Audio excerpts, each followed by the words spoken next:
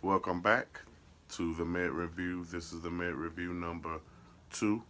I am Freddie Dub. Again, I have a partner with the EIHC, which is Evie's Integrated Healthcare.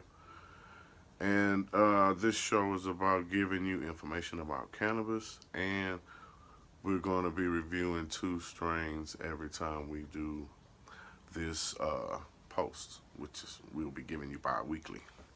Okay, so if you missed us last time, we tried to start from the beginning. I try to do this from the mindset of somebody that is unfamiliar with cannabis. Uh, maybe new to a state that has legal cannabis laws. So for people that know what I'm talking about already, kind of excuse what I'm saying. Uh, you know, I'm trying to give everybody the information.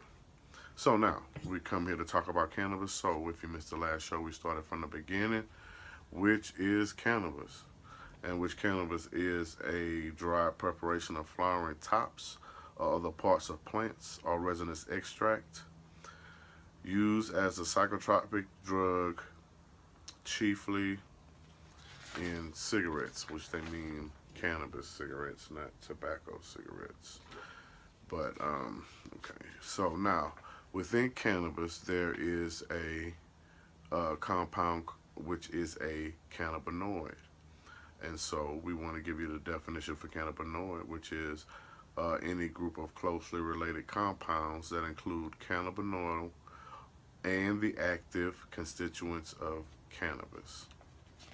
Another definition is it's the smallest part of what's in the cannabis plant. So again, like I said, we are coming to from Denver, Colorado, and here we have medical and recreational marijuana. So I want to give you the definition that they have for medical marijuana, which is marijuana as recommended by a doctor in the treatment of in a medical condition, and let's see, used for medical marijuana with a doctor recommendation. So, medical marijuana basically is that you have to have a doctor's prescription or a doctor's recommendation to get that type of strain that classifies as medical marijuana.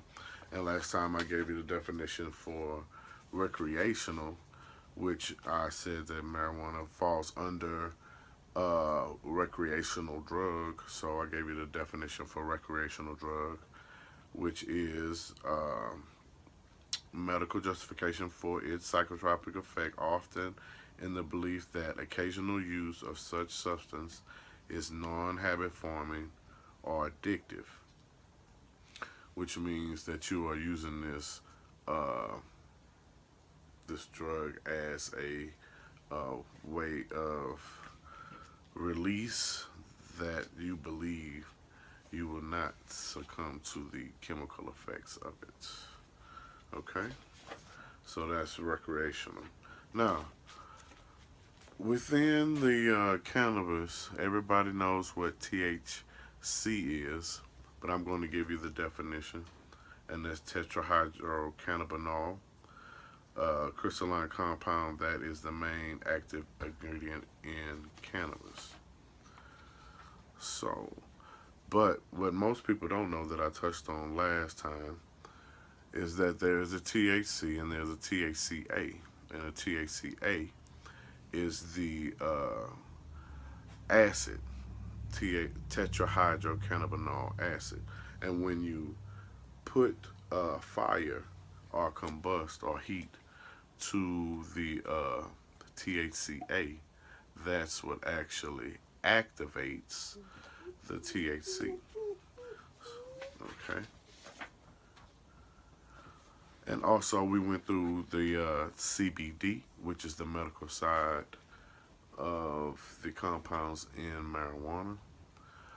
And CBD, the definition for CBD is it is CBDA is considered inactive until it's activated, and then it becomes CBD.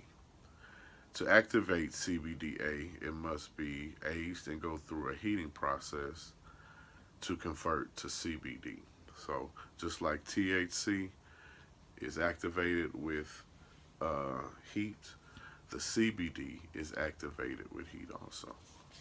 Okay. So we also touched on last week the endocannabinoid system, which is the system that we all have in our body. And I was thinking about this that I wanted y'all to maybe think about. Now, I went to school. Everybody had a biology class. I went to college for respiratory therapy for a while and medical technology. And so I had anatomy and physiology and all that stuff. And think about how many times they tell you about the nervous system, the lymphatic system, the circulatory system, the skeletal system, the muscular system, the digestive system, the respiratory system, the reproduction system, the endocrine system, and the urinary system. Now, they've told you about all of these systems, but think about when did they mention to you about your endocannabinoid system, and why didn't they tell us about this system? Because this system plays a very big part in communication with cells, and that have to do with our ailments. You know what I mean? In helping mediate our ailments when we are sick. Matter of fact, let me explain the endocannabinoid system. The endocannabinoid system is a system that regulates sleep, promotes appetite, improves digestion, stimulates function, elevates mood, which is helpful for depression, effectively treats certain types of pain, and reduces anxiety. Basically, the endocannabinoid system promotes balance and regulation in the body. So I'm asking the question, why weren't we openly told about this system? There were two things that I missed on the last show that I should have told you about before I even went into the review, which is the two strain types of cannabis, which is indicas and sativas. So, basically, the indica this is a good way to remember. The indica is stronger. It'll keep you in they keep you in bed. You understand? That's kind of like just to kind of give you an indication of what kind it is. And the sativa is the kind that will keep you up. It's not like a heavy sedation on it with that strain. So the differences in the indica and the sativa is the indica is more centered to the body, enhanced physical sensations of taste, touch, and sound. The indica effect is noted for being physically and mentally relaxing, and it's more sporadic in large doses, which means the more indica you take, the higher you'll be, and it's more of a total effect of a high. And the sativa is classified as the high may be characterized as cerebral, energetic, creative, giggly, or even psychedelic. It is less overpowering than indica, and it's likely to send the user to sleep. So this is the one that kind of gets you active, gets you up. One example of a kind of that'll give you up is one that I'm going to be touching on today, which is Blue Dream. So let's see, what else do we have to mention? Last time we mentioned about Harlequin, we started with a medical strain, But I also wanted to mention that there are a couple of different strains. And again, we go to Smoking Gun uh, right there in Colorado. And there are a couple of different strains for medicinal use there. There's the Harlequin, of course. Then there's one that's called Quintessa, and I think I have the package for Quintessa. And it is a 6.9 uh, to 7 THC, which is real low. But now it's a 12.7 to 13 CBD, so this one would be real good for aches and pains, and more of a relief. But being that it's up to about 7, you'll still get a little buzz off that one. And another one is Remedy, and Remedy is real good. And again, if you mix like one of these higher CBDs with something that's higher in a THC, you'll still get the medicinal effect, and you'll kind of get that, you know, that high also. You know what I mean? And on the next post that we do, I'm gonna be introducing my kind of little thing. It's called My Mix, and it's where I mix two strands. I give it my own name, and I give you, what it tastes like, what happened when I smoked it, And again, when I test these strands, I test them in pre rolls. I test them in blunts. I test them in a bong. So more or less, what we do is we grab a strand, we test it out.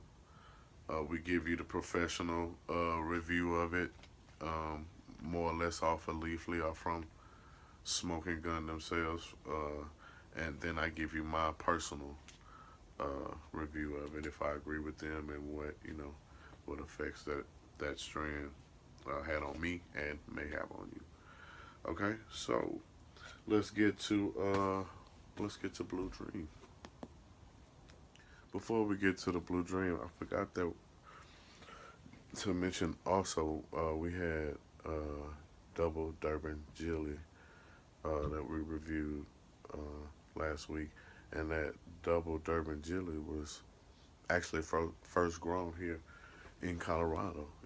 So I wanted to give that information to you. So we're going to start off with Blue Dream.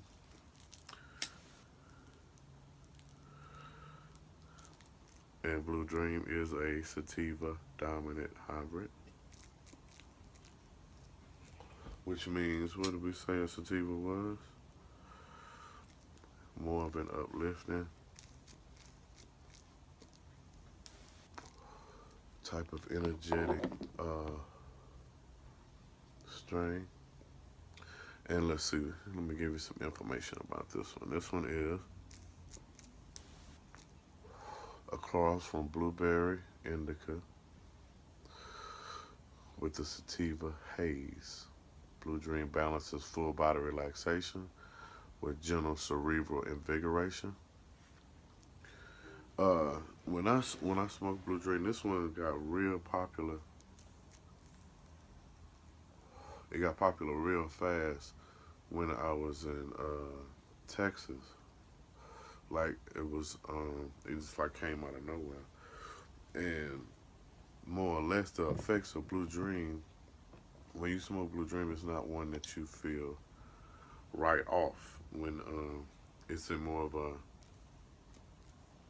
you sit back and it'll finesse you.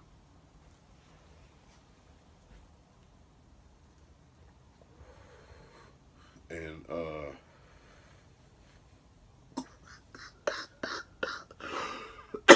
now don't get me wrong. This is one of the stronger sativas, because you are gonna feel the effects of the THC, but it's a real smooth, relaxing ride with this one. You can, if you are a person that doesn't smoke very often, this would be a good strain for you. Matter of fact, let me tell you what it comes in at. Blue Dream is 19.47 to 24 THC and 0.3 to 3.2 CBD, which means it's higher in THC and lower in that medical CBD, but it still gives you that relief. You gotta keep a mouth on these pre-rolls, man. Not me to be talking. But yeah, the CBD, you still get that medical relaxed feeling, but gradually you will feel the effects of the of Blue Dream. Blue Dream also will make you hungry. You're gonna want to eat after. Some people, it makes them horny. Matter of fact, one point that we're going to be getting to after this is in the endocannabinoid system, there are receptors CB1 and CB2 that we're going to be talking about before we get to Gorilla Glue, which is the other strain we're going to be reviewing today. And it makes you creative. It's one that'll open your mind, kind of like double Durban jelly. It's an uplifting, invigorating type of high. So let's see, and let's see what Leafly says. Leafly said the effects, you'll be relaxed, happy, euphoric, uplifted, and creative. I agree with that. Medically, they say it deals with stress, depression, pain, headaches, lack of appetite. Okay, I'll go with that also. The negatives, they say, are dry mouth, dry eyes, paranoid, anxious, and dizzy. Okay, some of those I don't think I've ever experienced with Blue Dream, but I can see where somebody that is new to Blue Dream would possibly experience maybe the anxiousness, because when Blue Dream comes on, it comes on pretty quickly. You know what I mean? Once it starts and you start feeling it, you really start feeling it. So, okay, let's wrap up and see what we have. We said Blue Dream would make you hungry. Blue Dream will make you horny.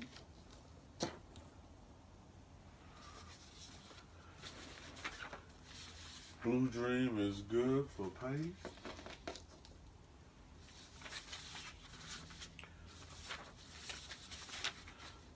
Now, Blue Dream can, if you smoke enough Blue Dream, you will be cockfired. It will do that if you smoke too much. And it makes you creative. And it is invigorating and uplifting. So, I would recommend this to a new person coming into smoking cannabis. Very lightly though, maybe, you don't want to do a whole gram by yourself, pre-roll, but this is one that will help you medically. It will invigorate you. You will be hungry. And you'll be creative and everything else. So Blue Dream is a good strain, and I suggest that to all, actually. So like I said, in between reviewing the strains, I'm going to give you some information that Evie's going to touch on more in her catalogs next Tuesday. And she will be addressing the question, does smoking cannabis cause seizures? But we were talking about the endocannabinoid system. And so in that endocannabinoid system, there are two receptors. Two primary endocannabinoid receptors have been identified. CB1, first cloned in 1990, and CB2, cloned in 1993. CB1 receptors are found predominantly in the brain and the nervous system, as well as peripheral organs and tissues, and are the main molecular target of the endocannabinoid binding molecule. CB2 is involved in regulation of appetite, immune system function, and pain management. Okay, so let's see. CB1 receptors. The CB1 receptors are predominantly located on nerve cells in the brain, spinal cord, but they are also found in some peripheral organs such as the spleen, white blood cells, endocrine gland, and parts of the reproductive, gastrointestinal, and urinary tracts. In the brain, the CB1 receptors are abundant in the cerebellum, basal ganglia, hippocampus, and the dorsal primary affective spinal cord regions, which is why cannabinoids influence functions such as memory processing, pain regulation, and motor control. The CB2 receptors are mainly found on white blood cells in the tonsils and in the spleen. So Evie's going to be touching more on that. I just wanted to kind of give you a heads up, so when she gets into it, you kind of already know what she's going to be talking about. And we're going to be getting on to our next strain that we're going to review. Okay, the next one that we're going to review, like I told you, is Gorilla Glue number 4. And you can also pick this up at Smoking Gun. Let's see what this one rates at. The rating is 18 to 25 THC and 0.21 to 0.85 CBD. And this is really a heavier strain. This will you'll be couch locked with this. This will, and but it's relaxing all at the same time.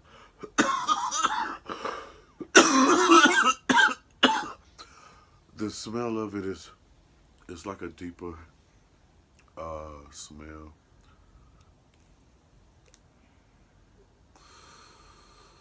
More of a what would it taste like? You could taste the pine, like a pine. You remember when you used to get that pine when it was cold, original pine? It kind of tastes like that.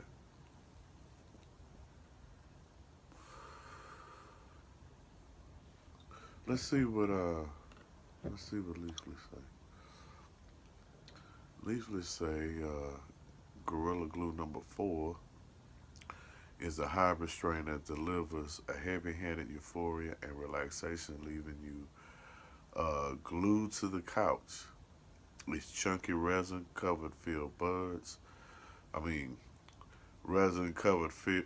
fill the room with pungent, earthy, and sour aroma.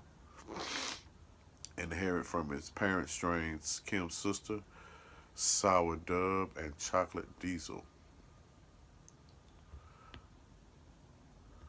Okay, let's see what they say the effects would be. Relaxed, happy, euphoric, uplifted, hungry. So I agree with that, yes. And the good thing about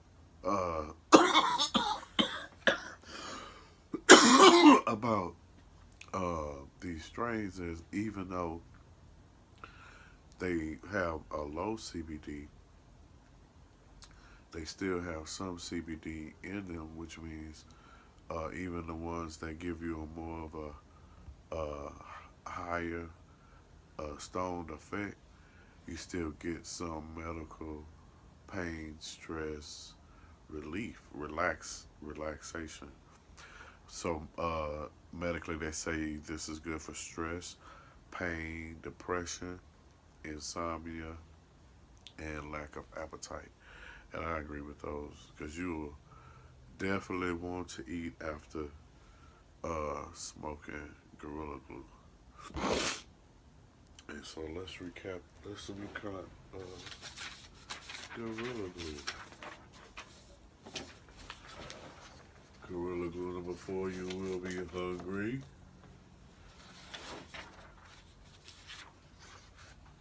It's somewhat good for pain. It has a low CBD dose, but it is good for pain. It will be counselor. It's a heavy dose. And let's see, what else do we have? You know what?